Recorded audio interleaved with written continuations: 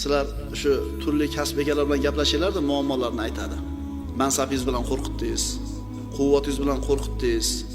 Agar shunaqa qilib kimnidir haqqini yeb, bermasdan chiqib ketgan bo'lsangiz, ustalarni uydan chiqarib yuborayotganlarni ko'p eshitamiz. Usta zo'r qilgan ishdi.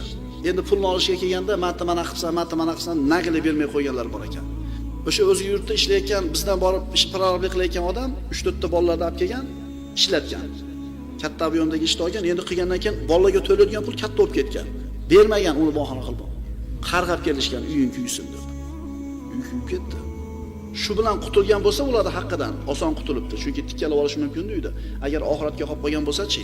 Shuning uchun uyda usta ishlayotgan boyvachchalar, odam ishlatayotgan prorablar qilayotgan ishini haqqini beringlar. U sho'ring qurgur haligi mazlumlarchi, ilmsiz, savodsiz bo'lgancha so'kinib chiqib ketadi. Seni Allohga qo'ydik desin-da, tomon bo'ladi.